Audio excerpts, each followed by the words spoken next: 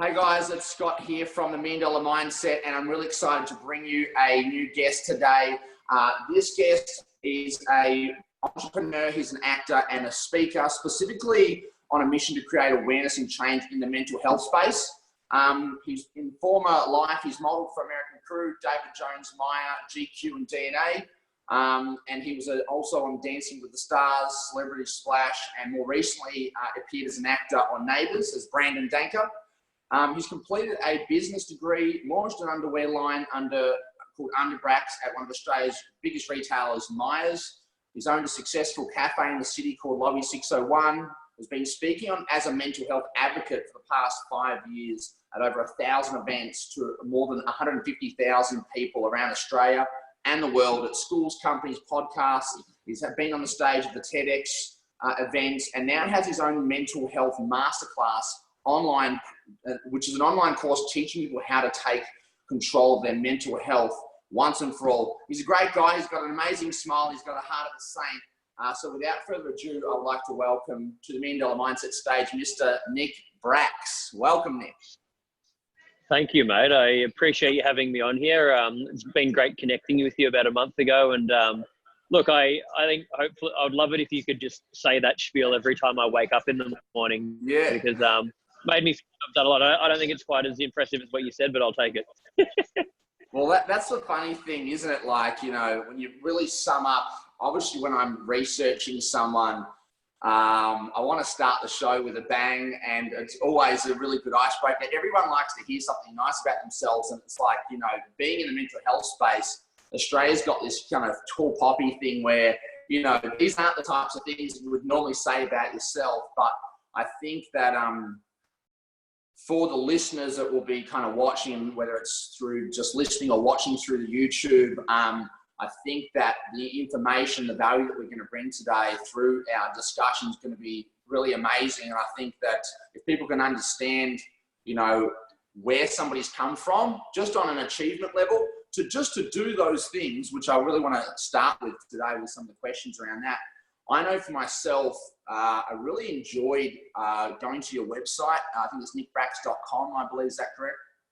And just watching, reading what you kind of what your life had been like. I really enjoyed watching your My Story video, and I really felt, even though we've only just kind of met each other, and I kind of really felt a lot of enjoyment and a lot of kind of connection to your story. Obviously, we come from different walks of life, but I really noticed that there was a lot of similarities in that journey of kind of having a lot of struggles early on from a very, very young age. That's kind of what I felt. And then you go through this kind of thing of trying to find yourself, trying to fit in somewhere, then trying to just find love for yourself and going, I don't need to fit in, I'm just going to be me. So I really loved hearing your story. And I noticed, like, from all the things that you've done, having resonated with what you were saying, I guess what I wanted to ask you first was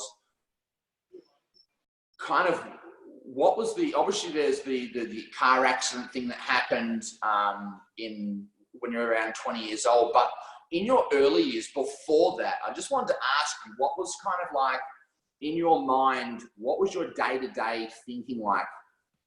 And what was your general perception of life? Yeah, no, good question. And probably, I mean, probably a lack of awareness, a lack of self-awareness. And, you know, a thing I'm really passionate about in this area is we need to really change the education system. And, you know, there needs to be education for mental health, for understanding emotions from you know, primary school, from a very young age. And it's also part of educating parents about how to be more emotionally open and, you know, teach the right sort of skill sets in that area to kids. So a big part of it was that, not at any fault of, you know, my parents or the school that I went to, but probably more just a systemic thing that I didn't receive that, like, you know, most other people to that degree, and also didn't understand myself. I had a lot of my own a lot of issues with anxiety, overthinking, you know, different things that are probably part of my personality, a part of how my mind works, a part of what I look at now to be, you know, the sort of the issues that you have are part of the asset that you have, you know, that leads to you being able to do other things that, you know, you might not be able to do without having that mindset. But I didn't have any awareness about that. So it came out in a lot of problematic ways, and obsessive, you know, behaviors, obsession with, you know, training and things like that. And when I look back now, it was really trying to do whatever the hell I could to to stop that thinking. And when I trained myself into stop the mind and, you know, things like that, without knowing why I was doing it, you fall into doing it because you don't know how to cope. Yeah. Yeah. And I think, I was very much the same, obsessive nature, trying to just figure out stuff. And I guess that's, in a way, I'm grateful for that now, because that overthinking and that all those different things, I really feel led me to be so passionate. And that's what, I mean, before we've jumped on this, we've just had a couple of phone calls over the last month and really sharing that passion for helping other people. It only really comes from having, you know, been in those places and going, I struggled so much in this, and I don't want other people to have to go through what I went through. And all of the learnings along the way, like I think the first time I saw a psychologist, I was like 15, like clinically depressed and really, really not in a good place. And now I think we're both, I'm 32, I believe you're 32, 17 years of like developing, speaking, learning, investing money into my mindset and different things, and same for you. And then now going, I want to like shortcut other people's struggles. Yeah, for sure. And I think it's a good point as well. Like, you know, a thing I get asked a lot of the time when I do talks is like, I've got an issue. If I do the work and get myself healthy, does that mean I'm okay? And, you know, does that mean I'm going to be okay forever? And I think it's, you know, it's really important that people learn that it's an ongoing process. It's sort of something 100%. That, you know, we've got to, and it's about creating those habits and, you know, reminding you, you know, even for us, it's like, well, you know, life is all about learning. You know, we continue to evolve. As soon as you stop trying to learn and improve and, you know, make those changes, that's when you start to decline. So it's a really important thing that people understand that. Yeah, I even find, and I've, with my clients, like I speak to them, it's all about having habits and rituals. And I find like if I don't, I now use, if I don't feel as, I'm a pretty energetic person, who's usually very positive and all this type of stuff. But as soon as I start to feel myself going negative again, I just use that as little red flags and go, okay, what out of my habits, what out of the things, the formulas that I know that help me keep like healthy and mentally, you know, feeling good? What am I not doing? Am I exercising? Am I meditating? Am I eating healthy foods? Am I worrying about stuff too much? You know, and I just go through a little checklist and go, okay, well, no wonder I don't feel like crap. I've been avoiding doing this, this, and this, and this. Then I know exactly what to, I mean, as long as there's no big traumas and stuff in there, but just usual. Yeah, exactly. Do you have a specific set of things that you personally do that you find that are helpful for you? And are they the same things that you recommend to other people?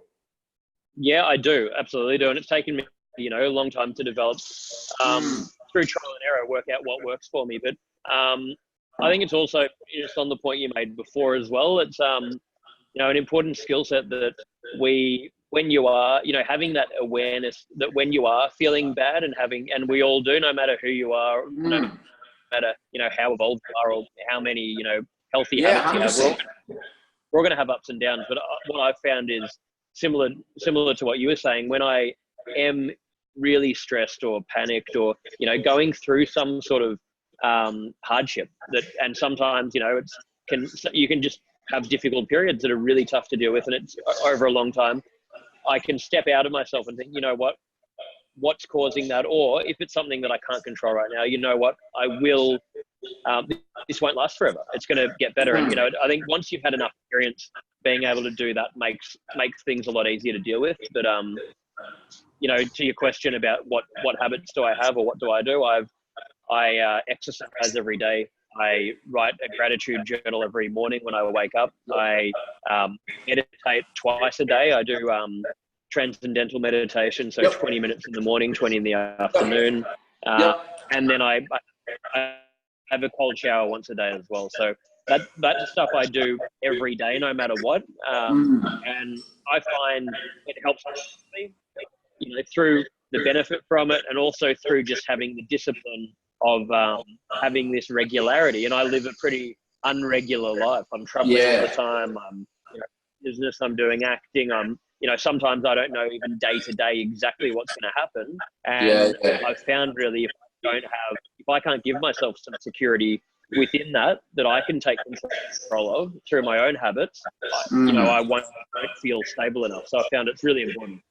Yeah, I found definitely having some structure, especially because like a lot of what I find people get overwhelmed with is like a lot of this uncertainty and all these different things. And when you can do like some habits that you've got each day, no matter what, that that make you feel good, there is, I think you used the word security, and there is a lot of security in that. And I think like a lot of what I think people struggle with is trying to get themselves to build those things. Like usually there's like this seesaw of like, I think it's Tony Robbins that says for people to start something new, it usually takes like a pain shift. So the pain of not doing something has to become greater than the actual pain of that thing the thing that you're not doing.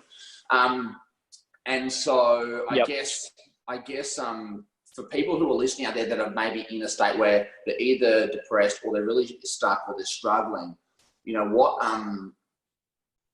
what would you say to them in terms of if they've got if they're exercising like I exercise for mental health, not for body, and the byproduct is that you get a good body, right? Because I know that if I exercise, it releases chemicals and it's a part of the thing. But for those people who are like not doing any of these things, they're not doing cold showers, and they're feeling very average or depressed or whatever state they're in, what sort of steps do you recommend for, when you're doing speaking or for friends or anyone, what sort of steps would you recommend for them to build a morning routine or a structure where they can find security within that?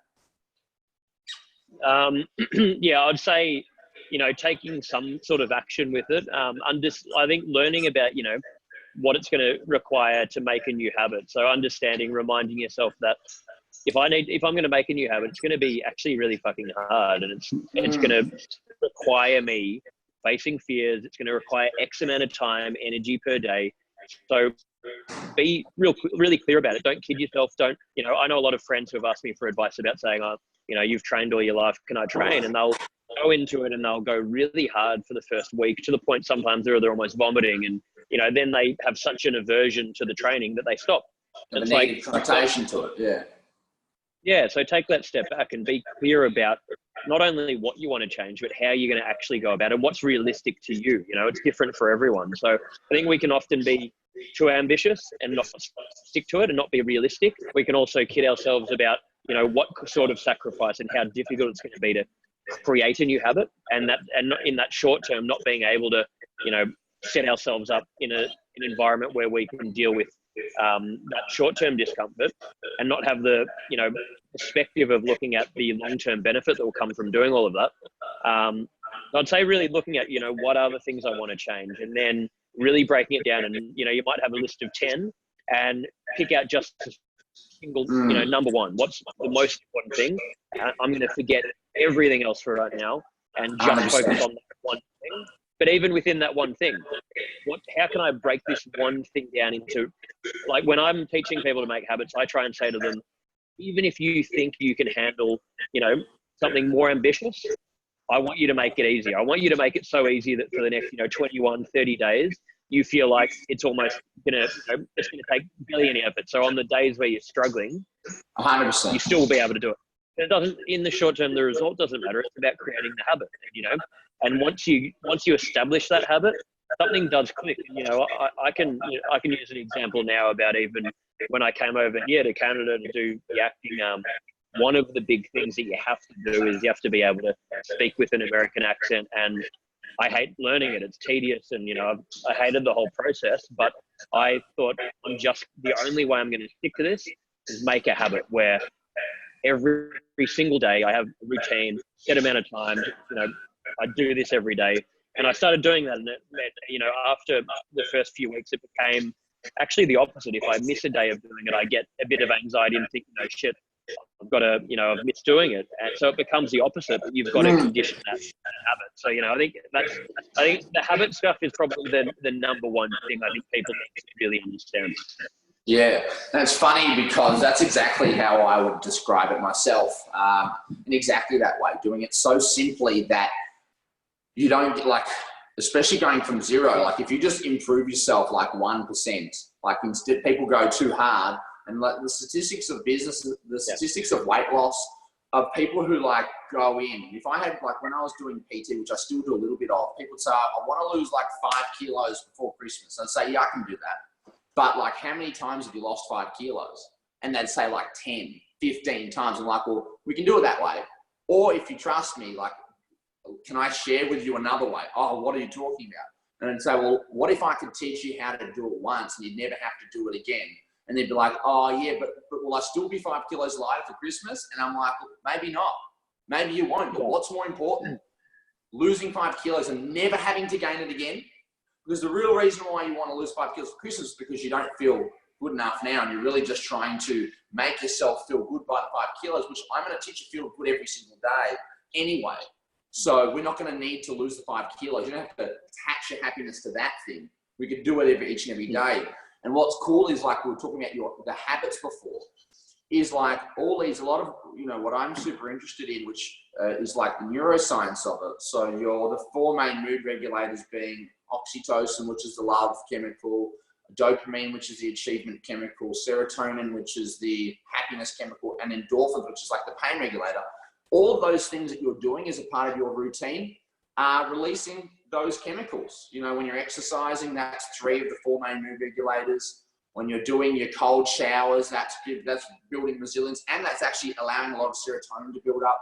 So a lot of people who are in stress and stuff like that, they're releasing cortisol and adrenaline. They're going into fight or flight, and then they're wondering why they can't take, they're struggling to take actions. And with your goals you were saying before, with the habits, if people have too big of a habit, too big of a goal too early on, then it makes them too stressed to do it.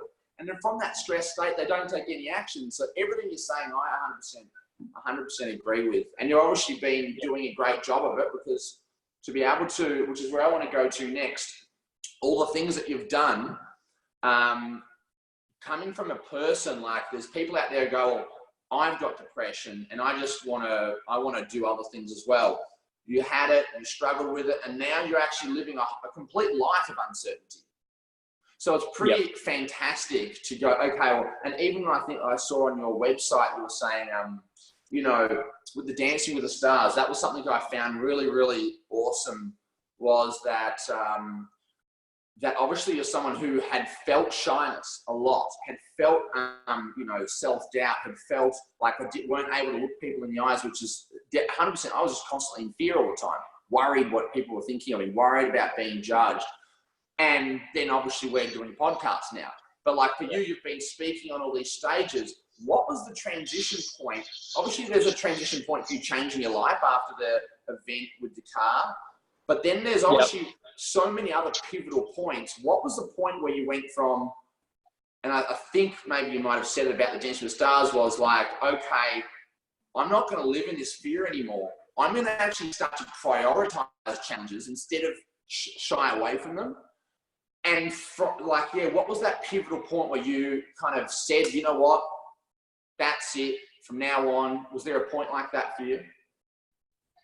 Yeah, there was. And it was like you said, a gradual thing, but I was, catatonically shy. I couldn't have a one-on-one conversation with people. And it was to do with the combination of things and, issues that I'd had growing up. But it was at a point where it was, really ruining my life. And the thing is, I was so suppressed because I'm naturally a very, I'm an introvert, but I'm also the kind of person that wants to be, I'm very expressive. I've always wanted to be, doing things like the public speaking, like the acting. That's been my nature. And that's what I was like when I remember myself as a very young kid. But then there was a huge chunk in between where it got conditioned out of me. And, that was why, if I look back, why I was acting out, drinking, doing all these things. So I couldn't, I didn't know how to handle this suppressed, just turmoil going on inside. And it really reached a point where had been off the rails for so long, dropped out of courses at university, was in a new course at RMIT, and I'd been off the rails for so long at this point. It was more about, I need to do this university course because if I don't do something and have some sort of daily purpose, some reason to get out of bed, I'm going to decline to a really scary point where, you know, I was getting in life situations and I don't know if I would have even made it out of the whole thing. And fortunately or unfortunately at the time, which I felt, you know, we had to do like 15 oral presentations in the first semester of that course. And these are in front of like 5 people, but I was so terrified to do it that I would be turning up with a sheet of paper and words written out word for word, vomiting before I'd go out there. I'd stand and look at the floor and, you know, mumble, and literally could have been speaking another language. I don't think anyone would have understood a thing I said. But you know what? I had to keep turning up and doing it over and over again, and kept like doing a bad job. But by the end of it, after that, you realised you weren't going to die. I realised I wasn't going to die, and then by the end of it, I was actually okay at doing this. And I was like, "Fucking hell!" Like, you know, not only have I overcome a fear, I can actually do it now. And then when I got offered this, you know, the Dancing with the Stars opportunity, I thought, this is now something so far out of what I thought was in the realm of my comfort zone.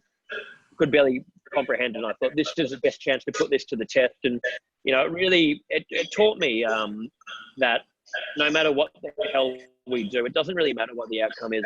And as you were saying before, I think the stuff with, you know, we all want to control things, and it's a very human thing, control.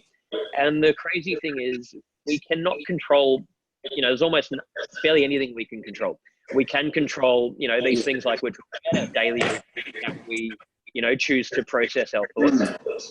We can't control the outside circumstances. And I got to a point in my life where I thought, whether I go and take the easy path and you know, sort of go and just work a normal career where, you know, I'm not taking much risk, or whether I go and try and, you know, travel the world, become an actor, build a business doing this sort of work that what you really want to do. Regardless, I can't control a lot, but I may as well fucking do what I want to do, because who gives a shit what the outcome is? I'm going to still, what I control is doing something that I want to do. Yeah, 100%. There's this, I don't know if it's a quote or something, but it's like, you know, you can't control your circumstances. Like, that's the number one thing that is just going to happen no matter what, but you can control your reactions to them. You can control your emotions about them. You can control what you focus on. You can control your habits. And it's like within that then you can find your security. If you're looking outside, you know, this is a token thing, you know, in the spiritual or you know, wellness, PD, personal development space, is like, you know, if you can just regulate yourself in an unregulated space. So it's like learning to become comfortable with being uncomfortable. And like, I really noticed like what you were saying there about that kind of, you were forced to do those presentations. And it was through doing those very uncomfortable things that you realized, first off, I'm not going to die. I'm not dead. I'm okay. Actually, this is actually something that I'm quite proud of. And then by the end of it, you're like, oh, well, you know, what's the next? That's like a little crack in that belief of fear then starts to open up, and some light creeps through, and you go, what the hell else is out there? You know, start peeking your head through, and then coincidentally an opportunity comes up and you take that, and that just smashes, you know, and obviously you've been doing tons of things since then, which is just like, that's what I live for. I love that stuff. You know, I had a similar situation, even probably just in the last year, just of always pushing the boundaries and always doing things, but then getting overwhelmed because of too much insecurity around outside of me. And then it wasn't until I did a business and kind of coaching course, and I invested like 20K to do it about a year ago. And it was through constantly being challenged and pushed. So they would describe it as like, you know, here's where your comfort zone is here. And you're saying, here's point A, you want to get to point B. Well, you're not ready there. Like, you're not going to be able to do this as the person you are. So it's not what you do, but who you become by doing it. And so they go like, well, we're going to stretch you one step by step by step by step. And it was so many times where I felt so overwhelmed. But it's like, now it's like, well, I've just moved house. I've just kind of gone through a breakup. I've just got my business launching and all these amazing things. And I just, for the first time in my life, I actually feel completely fine with all of it. And it's just a bit similar to that other thing. Is like, you can have as much mess going on around you, but if you feel solid within yourself, if you feel like you've got some things like to create security, like those habits we were talking about, then that just creates so much, I guess, allows you to just relax a lot more. Like, imagine, I'm sure if you were over there and let's say you couldn't exercise, you couldn't meditate, you couldn't do those things, I'm sure just listening to that, you go, oh, I'd maybe second guess that thing. Yeah. But, it's such a, like, the point you're making is like, so true that it's kind of scary. The world we live in is basically built upon creating people, creating this environment where people are relying on external things to feel validated. And 100%. It's impossible to be at peace or be happy if we're relying on those, outside things. If we're relying on, validation or praise or money or fame or whatever it is. And then it also becomes a thing where it's like, how do you navigate being ambitious and, trying to achieve things, but not getting caught up in that side of things? And, it comes back to what's my meaning of why I'm doing it, but it's a difficult thing. And I don't think it's a really scary thing with, how the world's set up now, social media and, all of these different, very addictive things that are out there, creating people to, just want instant validation, instant fix. I need to know right now. I want everything right now. It's like we live in that fast food sort of generation where it couldn't be more, people need to learn this stuff more than ever. Yeah, you couldn't have more opportunities to be getting triggered and going into those states that aren't going to serve your purpose and your happiness. And I think there's been a real narrative of like, with all these things going on, I really feel like we're on the same page where if people are out there and they haven't got like some of these things that we're talking about, like as a part of some rituals and routines, then that would be my number one kind of thing to start with. Like if somebody's, for you, like we were saying about the habits before, do you think that in this uncertain time of life and all these things, that would be like the number kind of one kind of thing that you recommend is, learning about your mind, learning about psychology, learning about biology, learning about just the general, just how to understand what's going on, and then coupled by just setting up some healthy habits, like what we discussed before? I think obviously in an ideal world, there's like so many things we could do, and there's so many layers to this, and you can take it down to the nth degree where you go and basically start having the mindset of a monk where you're completely unfazed by influences. But the way I look at it is, what I'm interested in is, yes, and even on myself, I've got a huge way to go, but as a whole, how in a very, mainstream way can we try and improve people's lives? And you're not going to be able to do that by trying to make everyone, become a monk, because it's just not applicable. People aren't going to do it. So it's sort of like a stage by stage thing. And, I think the habit stuff's important. Again, if you break that down and you break down that I've got these healthy things I do every day, does that mean you've dealt with, the core, underlying problem? No, it doesn't. But sort of do that in line with, I think do that almost first, stabilize yourself, so you then can, in a clear way, work on maybe what the fundamental problem is. And then once you have done some psychological work on that, I would say it's looking at, okay, now that I've done all of that, now that I'm clear, now that I'm able to have peace of mind, what do I actually care about? What gives me meaning? Do I like what I'm doing? Okay, maybe I really hate what I'm doing. Maybe I'm making a lot of money, but the job I'm in, I chose to do it at that point in time because all I cared about was money. I don't really care about, that's not enough of a driving force for me. What do I care about? But I think to be able to have these conversations and make these decisions, almost like what you said before, you know, we can't go from like, you know, from 0 to 100. We need to stage it and really have, you know, an understanding of what the necessary steps are to get ourselves to those points. Yeah. So just asking yourself those questions and having some reflection on, okay, yeah, this served me before, but now I'm here. Does it still serve where I'm going to next? Yeah. Yeah, absolutely. Absolutely.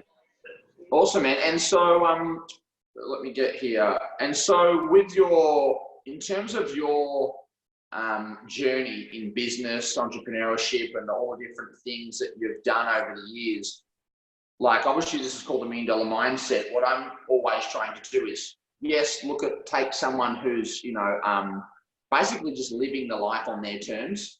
People who are, which obviously you could probably say that you are.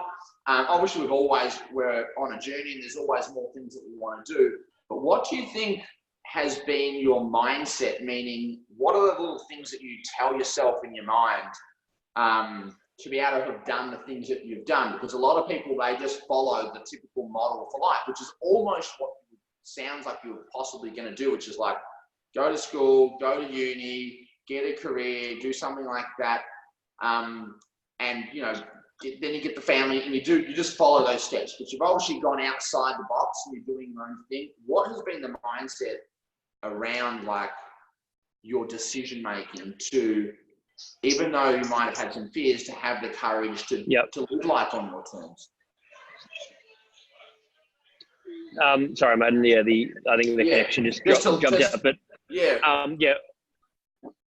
for me, I would say it is.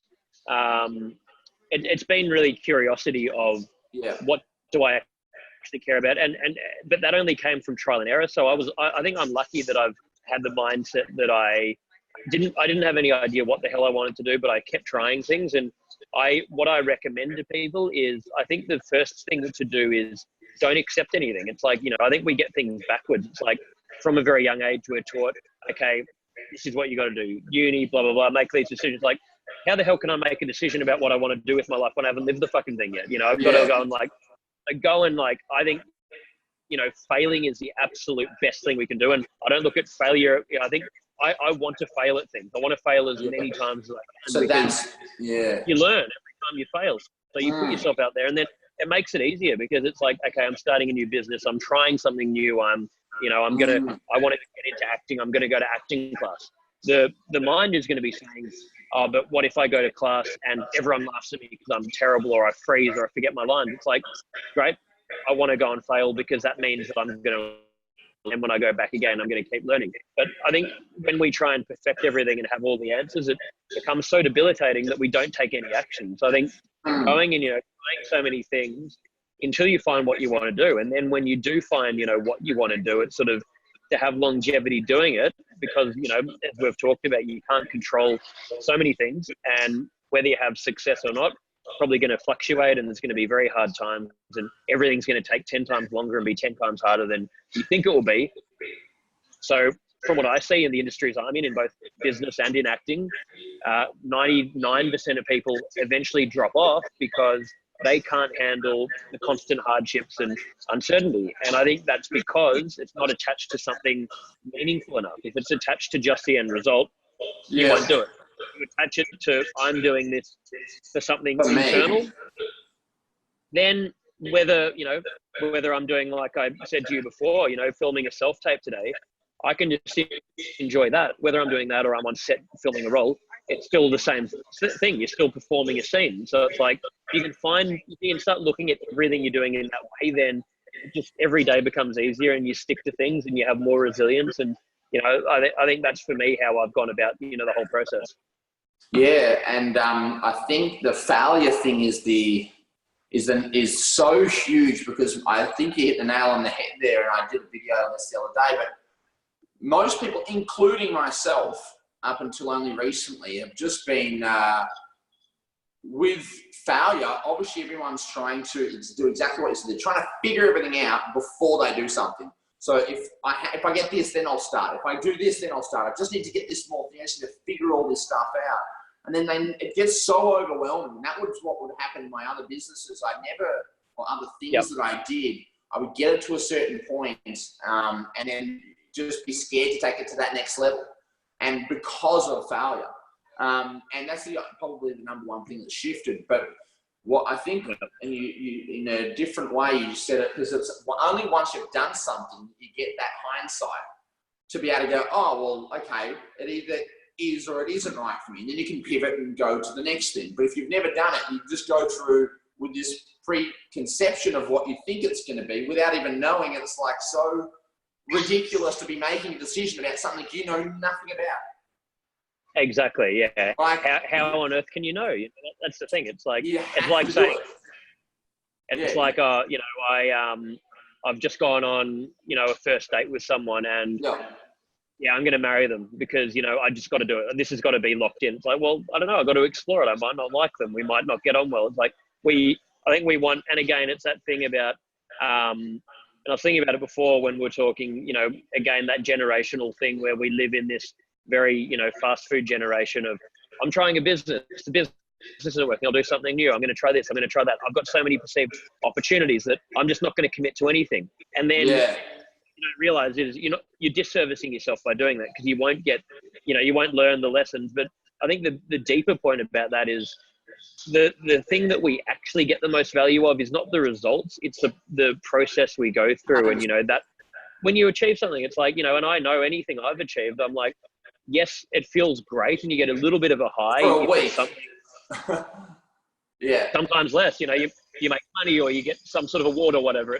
It wears off so quickly. But the things that I look back on, you know, even if I look back on, you know, 12 years ago when I was at university doing those talks, I am forever proud about it. And I think about that stuff every day. I use those lessons in the work I do to teach other people. And that was nothing to do with an award. It was actually me walking out, making semi-full in front of people, but feeling proud about it. So it's like, that is what people need to understand, but it's like, it's difficult to get them to.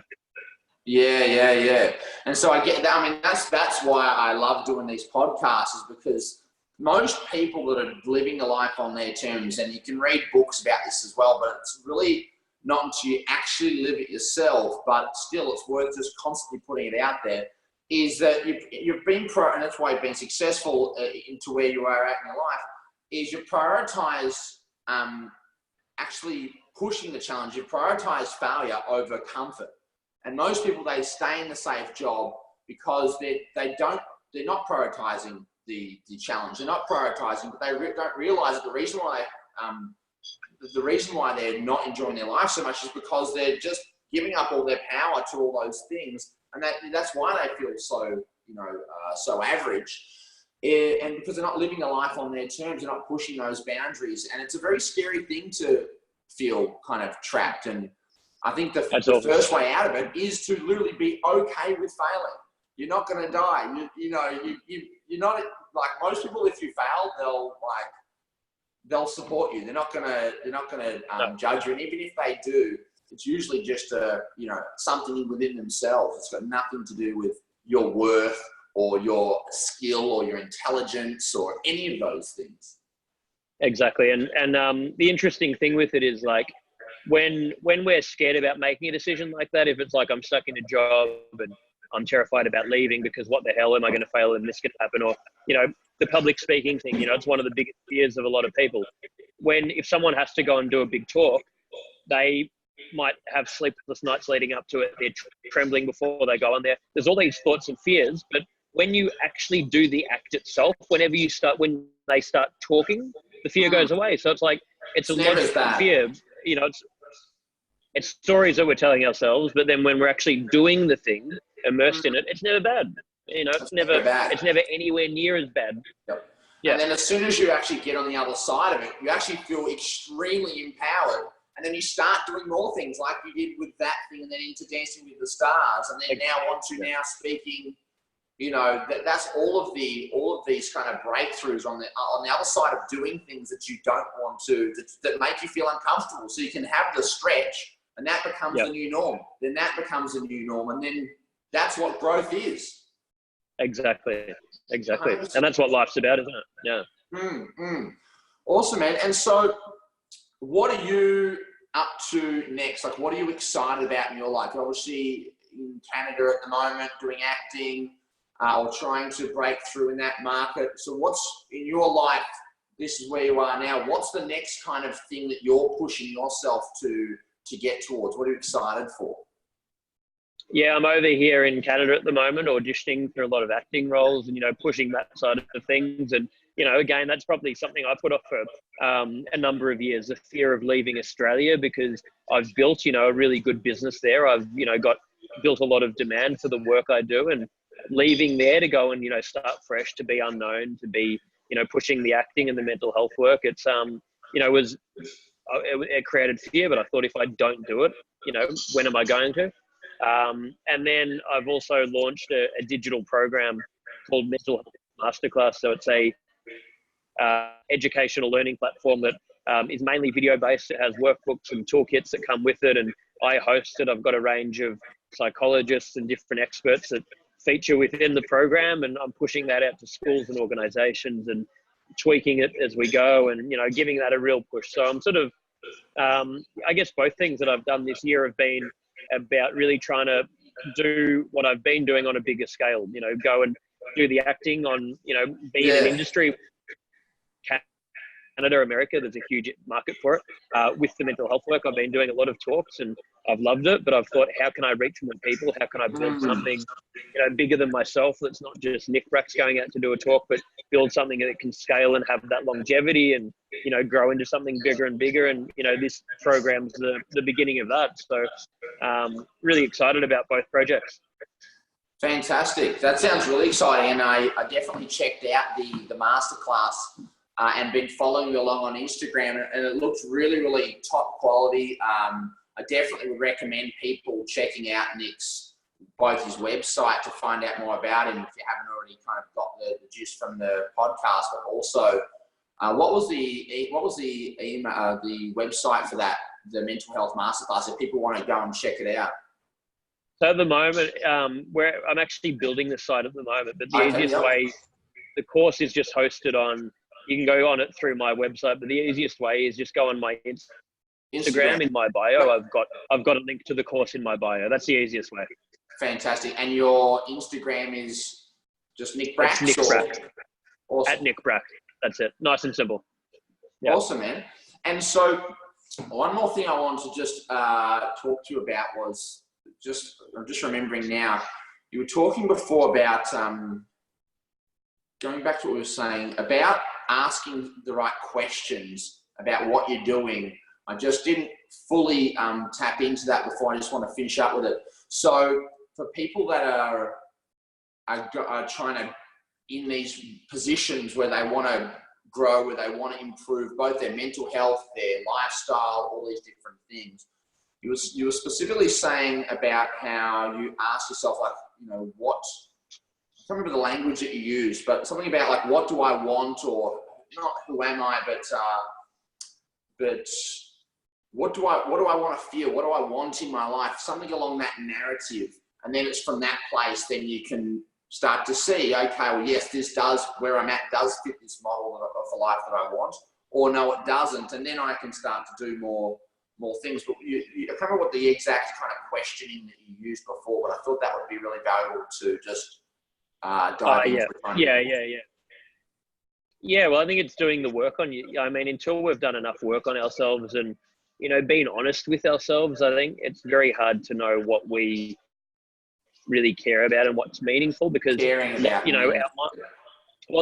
all stories. And, we've had stories that have been fed to us, that we've fed to ourselves since a very young age, and that becomes reality when often it's not. So it's, it's stepping out, and that comes with fear, stepping out of these stories that we're telling ourselves and being then able to think, just what do I actually care about? What do I want, and trying those things, and then eventually finding that meaning. And, for me, if I really break thing down to the most simplistic level, for an example from my own life, it's, why do I do everything I'm doing? Well, I've got one simple goal, and that's just to make as much change until the day I die in mental health. And that might be a small change, it might be a big change. It doesn't really matter. I just want to do things that can make a difference. And I don't know, exactly what the vehicle's going to be. It might change over time, but everything I'm doing comes down to that. Whether I land, if the acting career takes off, that's another platform to go and do the mental health work on a bigger scale. But I think making it really simple. I've got this one goal that I just want to, that's what I'm really pushing for in my life. For someone else, it might be, I don't know, something. It could even be for someone, I want to make a lot of money, if that's tied to, at least a positive reason. But finding what that is that you want to do. Yeah, so really going back to that thing about having purpose and having something of meaning, because I definitely agree with what you were saying before, is if you're working tons of hours, but you're doing something that isn't in alignment with what you're meaning and what you're kind of really valuing, then you're going to be exhausted. If you're working long hours and doing things towards something that really drives you, that really excites you, that is something that really aligns with who you are and what you're passionate about, then it's just a completely different ball game. And so for this type of person, or for the general kind of public listening to this, following our conversation along, if they're in a role and they find out that they're not doing what they want to do, what do you think are the steps to go from point A to point B in terms of, okay, yeah, I'm in a corporate role, or I'm in a trades job, or I'm in maybe a business, or in some sort, maybe I'm a stay-at-home mum or dad, and I know that I want more from life. I know that I want to be doing something. And here's where it is, but that's so far away. Are we just talking about taking the same thing with your mental health, taking small steps and going, okay, well, who's someone I could call? I might just start jumping online and researching some stuff. Like, for the things that you've done, obviously launching this masterclass, that's a huge thing. You've got to reach out to people and do different things. How do you go from a conceptualized realization, like you've realized, yep, I want to do this thing. Okay, that's fantastic. I've got that now, but how the hell do I actually go and do it? Yeah, no, it's a really good question, mate. And sorry, it's been jumping in and out a little bit, but I heard what you said. And I think for me, the mistake I was making throughout a lot of my early 20s was I wanted everything at once, and I was trying to start up 3 different businesses at the same time, and never properly committing and getting overwhelmed and getting no results. So things started to work for me when I broke it down, and it's, baby steps, and not even knowing how things are going to unfold. And I think, most businesses fail because people want to do everything and they're aiming for, I want to be at this level, when I haven't even reached, this first step yet. And if you just reach the first step, and then the next step and the next step, it may evolve into something even bigger than what you thought, or it might go a different direction, or you don't know. But I think it's like, it has to be what is, not just jump out, okay, I'm unhappy at work, I'm going to quit and just go all I'm going to quit my job and you might get overwhelmed. I'm going to just take, use this time while I'm here, or maybe go to part-time work and explore some things, try some different things, find what I like. Okay, I might 6 months, 12 months down the track, I found something I just can't stop thinking about. Let's look into that more. Okay, I really know I love this now. Now how can I look at a way to actually do this on a commercial level as a career? And then maybe, do the part-time thing, try that a little bit, and just set very small initial goals and if you keep doing that, over time, it will actually become a bigger and bigger thing. But you don't want to, cripple yourself by trying to think about the bigger picture, just one baby step at a time. Yeah, I 100% agree that. And I think that's definitely what a lot of people do, is go, okay, well, I know this is bad, and they instantly just chop the legs out from their job. But the job's giving you the security at the moment. There's things to be grateful for about that, even if we don't necessarily like it, and it might be bringing us some discomfort. But definitely all those different trialing different things. And then it's on, because you might actually, a lot of people go, well, I want to start a business. And they get into business and go, actually, I don't like all the things I thought business was going to be, because I saw it on Instagram, and I saw Nick and Scotty have done it and they're happy. So it must be what you need to do to be happy.